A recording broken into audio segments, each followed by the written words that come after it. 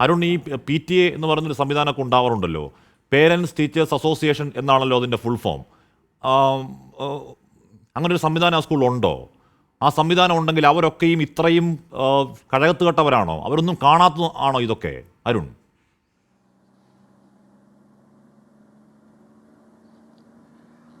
ഹാഷ്മി, ഒന്നേ എനിക്ക് പറയാനുള്ളൂ, ജില്ലയിലെ തന്നെ മികച്ച സ്കൂള് എന്ന എല്ലാ തവണയും അവകാശപ്പെടുന്നതാണ്. ഏറ്റവും അധികം വിദ്യാർത്ഥികൾ പഠിക്കുന്ന സ്കൂളാണ്, വളരെ വർഷങ്ങളുടെ പാരമ്പര്യമുള്ള സ്കൂളാണ്.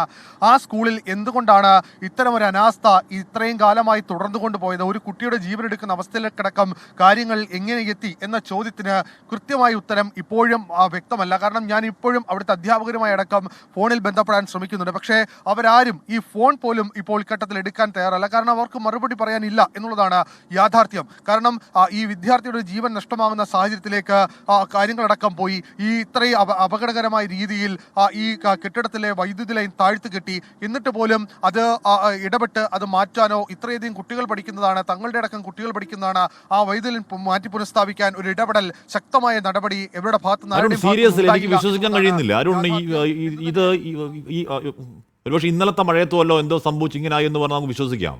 ഇത് ഇത്തരത്തിൽ ഇങ്ങനെ ഞാന്ന് കിടക്കാൻ തുടങ്ങിയിട്ട് നാൾ കുറയായെന്നും, ഈ ഞാന്ന് കിടക്കാൻ തുടങ്ങിയ നാട്ടുകാർ മൊത്തം കാണുന്നതാണെന്നും, എന്നിട്ടും ഒന്നും ചെയ്തില്ല എന്നും, ഇത് കഴിഞ്ഞ വർഷം തന്നെ അല്ലെങ്കിൽ കഴിഞ്ഞ പ്രിൻസിപ്പൾ എന്ന സമയത്ത് KSEBക്ക് അപേക്ഷ കൊടുത്തതാണ്, എന്നിട്ടും ഒന്നും ചെയ്തില്ല എന്ന് പറയുമ്പോൾ ഇതെന്തൊരു കഷ്ടമാണ് അരുൺ.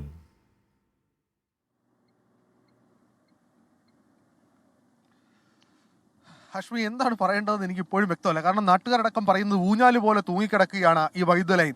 ആ വൈദ്യുത ലൈനിന്റെ വിഷയം പലകുറി സ്കൂൾ മാനേജ്മെന്റിനോട് പറഞ്ഞു. സ്കൂൾ മാനേജ്മെന്റ് പറയുന്നത് KSEBിലോട് ഈ വിഷയം ഞങ്ങൾ ശ്രദ്ധയിൽപ്പെടുത്തിയിട്ടുണ്ട്, KSEB ഇക്കാര്യത്തിൽ നടപടിയെടുക്കാൻ വൈകുന്നു എന്നുള്ളതാണ്. അങ്ങനെ ഉത്തരവാദിത്തം പരസ്പരം അങ്ങോട്ടും ഇങ്ങോട്ടും ഏൽപ്പിക്കുക, അല്ലെങ്കിൽ പരസ്പരം ഏൽപ്പിച്ച് കൊടുക്കുക എന്നുള്ളത് മാത്രമായിരുന്നു ഇവർ ഇത്രയും കാലം ചെയ്തുകൊണ്ടിരുന്നത്. ഇക്കാര്യത്തിൽ ഒരു നടപടിയിലേക്ക് അവർ പോയില്ല എന്നുള്ളതാണ് യാഥാർത്ഥ്യം. ഇതിൽ നടപടി മൈനാഗപ്പള്ളി പഞ്ചായത്ത് വൈസ് പ്രസിഡന്റ് ശ്രീമതി ലാലി ബാബു കൂടി ചേരുന്നു. സ്കൂളിൽ ലാലി ബാബു ഉണ്ട്. ശ്രീമതി ലാലി ബാബു, സ്കൂളിൽ നിൽക്കുകയാണോ? ഈ സംഭവത്തെ പറ്റി സ്കൂളിലെ ആരോടെങ്കിലും സംസാരിക്കാൻ പറ്റിയോ? ഓക്കെ, ശ്രീമതി ലാലി ബാബു സ്കൂളിലുണ്ട്. ലാലി ബാബുയോട് അല്പസമയത്തിനും സംസാരിക്കാൻ കഴിയുമെന്നാണ് പ്രതീക്ഷ. കോൾ കട്ടായിപ്പോയി. അരുൺ, ഈ സ്കൂളിലെ ആരോടെങ്കിലും സംസാരിക്കാൻ കഴിഞ്ഞോ? ഈ കോവൂർ കുഞ്ഞുമോൻ MLA വീടിനടുത്ത്, അതായത് നമ്മുടെ കമന്റ് ബോക്സിൽ ഒരാൾ കമന്റ് ഇടുന്നുണ്ട്, ഇത് കോവൂർ കുഞ്ഞുമോൻ്റെ വീടിനടുത്താണ് എന്ന് പറയുന്നു. നേരത്തെ അരുണും പറഞ്ഞു കോവൂർ കുഞ്ഞുമോനൊക്കെ പോകുന്ന വഴിയാണ്. MLA അവിടെ ഉണ്ടോ?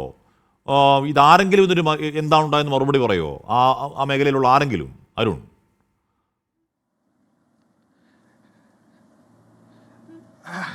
അശ്വി, കോവൂർ കുഞ്ഞുമോന്റെ വീടിനടുത്തെന്ന് മാത്രമല്ല, കോവൂർ കുഞ്ഞുമോന്റെ വീട്ടിൽ നോക്കിയാൽ ഈ സ്കൂൾ കാണാം എന്നുള്ളതാണ് യാഥാർത്ഥ്യം. അദ്ദേഹത്തിന്റെ ഓഫീസും സ്കൂളും വീടും എല്ലാം സ്ഥിതി ചെയ്യുന്ന ഭാഗത്ത് തന്നെയാണ് ഈ സ്കൂൾ ഉള്ളത്. അവിടെയാണ് ഇത്തരത്തിൽ അനാസ്ഥ നിലനിന്നത്. അദ്ദേഹത്തിന് ഒരുപക്ഷെ അദ്ദേഹത്തിന്റെ ശ്രദ്ധയിലാരെങ്കിലും നേരത്തെ ശ്രദ്ധയിൽപ്പെടുത്തിയിരുന്നു എന്ന കാര്യത്തിൽ പോലും വ്യക്തതയില്ല. എന്തായാലും അദ്ദേഹത്തോടക്കം ഇക്കാര്യത്തിൽ ഒരു വിശദീകരണം നമുക്ക് തേടിയേ മതിയാവൂ. എന്തായാലും ഈ സ്കൂൾ ആ സ്കൂളിന്റെ ഭാഗത്തെ അനാസ്ഥ നാട്ടുകാർ സ്കൂളിന്റെ ശ്രദ്ധയിൽപ്പെടുത്തിയിരുന്നു. അപ്പോൾ സ്കൂൾ മാനേജ്മെന്റ് പറഞ്ഞത് ഇതിൽ ഏറ്റവും പ്രധാനമായി നിൽക്കുന്നത് KSEB ആണ്. KSEB ഇക്കാര്യത്തിൽ ഇടപെടണം, അതുകൊണ്ട് വൈകുന്നു എന്നുള്ളതായിരുന്നു. പക്ഷേ എന്തുകൊണ്ട് ഈ വൈകൽ ഇത്ര വലിയൊരു അനാസ്ഥയിലേക്കും ഒരു കുഞ്ഞിന്റെ ജീവനെടുക്കുന്നതിലേക്കും പോയി എന്ന കാര്യത്തിലടക്കം കൃത്യമായ ഉത്തരം ഇനി ഇതിൽ പലരും പറയേണ്ടതാണ്. അത് നേരത്തെ ഹാഷ്മി സൂചിപ്പിച്ചതുപോലെ തന്നെ ഒരു കൊലപാതകം തന്നെയാണ്. ഒരു കുഞ്ഞിനെ കൊലയ്ക്ക് കൊടുത്തിരിക്കുകയാണ് ഒരു സിസ്റ്റം മുഴുവനായി, അല്ലെങ്കിൽ ഇതിൽ ഉത്തരവാദികളായിപ്പെട്ടവരെല്ലാം തന്നെ. അതിൽ മറുപടി പറയേണ്ടത് ഇനി അവരെല്ലാം തന്നെയാണ്. രക്ഷകർത്താക്കൾക്ക് ഉത്തരവാദിത്വമില്ലേ അരുൺ? ഇത് അവരുടെ മക്കൾ പഠിക്കുന്ന സ്കൂളല്ലേ, അവരുടെ മക്കൾ പഠിക്കുന്ന ഏത് കൊച്ചു കുഞ്ഞിനും കണ്ടാൽ മനസ്സിലാവില്ലേ? ഈ നിൽക്കുന്ന നിപ്പ് ഇന്നല്ലെങ്കിൽ നാളെ ഒന്നോ അതിലധികമോ കുട്ടികളുടെ ജീവൻ എടുക്കുന്ന നിപ്പാണ് ഈ ലൈനിന്റെ നിപ്പെന്ന് കണ്ടാൽ മനസ്സിലാവില്ലേ? തോന്നില്ലേ? ഇത് ആർക്കും തോന്നിയില്ലേ? ആർക്കും എന്തെങ്കിലും ഒരു 4 മുളങ്കോല് കുത്തി പൊക്കി വെക്കാറുന്നല്ലോ അരുൺ. KSEB ഒന്നും ചെയ്യുന്നില്ലെങ്കിൽ ആരും ചെയ്യുന്നില്ലേ? അവിടെ സംഘടനകളില്ലേ? ആരും ഇല്ലേ ആ മേഖലയെ? ഹാഷ്മി, എന്നോട് സംസാരിച്ച രക്ഷിതാവിൽ ഒരാൾ പറഞ്ഞത് ഈ സ്കൂൾ തുറക്കുന്നതിന് മുമ്പ് അതുമായി ബന്ധപ്പെട്ട ഇക്കാര്യം തങ്ങൾ ശ്രദ്ധയിൽപ്പെടുത്തിയതാണ്. അപ്പോൾ ഇത് പരിഹരിക്കാം, അത് KSEBയോട് ഇക്കാര്യം സംസാരിച്ചിട്ടുണ്ട് എന്ന് സ്കൂൾ മാനേജ്മെന്റ് പറഞ്ഞു എന്ന മറുപടിയാണ് തങ്ങൾക്ക് ലഭിച്ചത്. ഈ സ്കൂൾ പ്രവേശനോത്സവം കഴിഞ്ഞ് പിന്നീട് ഇതുമായി ബന്ധപ്പെട്ട് അവിടെ ചെന്നപ്പോഴും ഈ വിഷയം ശ്രദ്ധയിൽപ്പെടുത്തി. അത് അപകടകരമായ സ്ഥിതിയുണ്ട്. അപ്പോൾ പറഞ്ഞ ഒരു കാര്യം, അത് ഗ്രൗണ്ടിന്റെ വശത്തോടി കടന്നു പോകുന്നതാണ്, മറ്റു പ്രശ്നങ്ങൾ ഉണ്ടാകില്ല എന്നതായിരുന്നു സ്കൂൾ മാനേജ്മെന്റിന്റെ മറുപടിയായി ലഭിച്ചത് എന്നുള്ളതാണ് ഈ രക്ഷിതാക്കളടക്കം മറുപടിയായി പറയുന്നത്. എന്തായാലും ഇക്കാര്യത്തിൽ മറുപടി ഒരു യഥാർത്ഥ വിശദീകരണം നൽകേണ്ടത് സ്കൂൾ മാനേജ്മെന്റ് ആണ്. സ്കൂൾ മാനേജ്മെന്റ് വിശദീകരണം എന്താകും എന്നുള്ളതാണ് നമ്മൾ ഇനി നോക്കുന്നത്. കാരണം ഇത്ര വലിയൊരു അനാസ്ഥ ഉണ്ടായിട്ട്, അല്ലെങ്കിൽ സ്കൂളിലെ രക്ഷിതാക്കളും അതുപോലെ തന്നെ വിദ്യാർത്ഥികളും അതുപോലെ തന്നെ മറ്റുള്ളവരും ശ്രദ്ധയിൽപ്പെടുത്തിയിട്ടും എന്തുകൊണ്ടാണ് ഇവർ ഇക്കാര്യത്തിൽ ഒരു നടപടിയിലേക്ക് പോകാഞ്ഞത് എന്ന കാര്യത്തിൽ സ്കൂൾ മാനേജ്മെന്റ് എന്തുകൊണ്ട് നടപടി എടുത്തില്ല എന്ന കാര്യത്തിലടക്കം ഇനി അവരാണ് മറുപടി പറയേണ്ടത്. KSEB ഒരുപക്ഷെ ഇത് എടുത്തില്ല, KSEB ഇത് നീക്കം ചെയ്തില്ലെങ്കിൽ അതിന് മറ്റ് പരിഹാര മാർഗങ്ങൾ കാണാൻ സ്കൂൾ മാനേജ്മെന്റിന് കഴിയുമായിരുന്നു. അതും സ്കൂൾ മാനേജ്മെന്റ് എന്തുകൊണ്ട് ചെയ്തില്ല എന്ന കാര്യത്തിലും ആ ചോദ്യം ബാക്കിയാകുന്നുണ്ട്. എന്തായാലും ഇക്കാര്യത്തിലെല്ലാം നിൽക്കുന്ന അവ്യക്തതകൾ, ആശങ്കകൾ അതെല്ലാം ഇനി മറുപടി പറയേണ്ടത് സ്കൂൾ മാനേജ്മെന്റും KSEBയുമാണ്.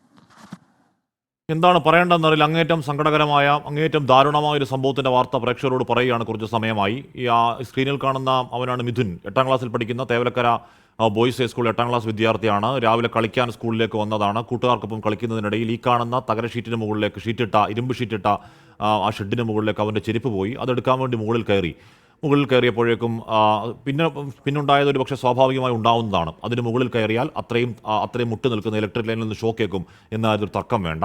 അതങ്ങനെ തന്നെ സംഭവിച്ചു. ദൗർഭാഗ്യവശാൽ കുഞ്ഞിൻ്റെ ജീവൻ നഷ്ടമായി, അവൻ്റെ അച്ഛനമ്മയ്ക്കും പോയി. അല്ല എന്താ പറയുക, വലിയ സങ്കടമുണ്ടാക്കുന്ന, വേദന ഉണ്ടാക്കുന്ന വാർത്ത തന്നെയാണ്.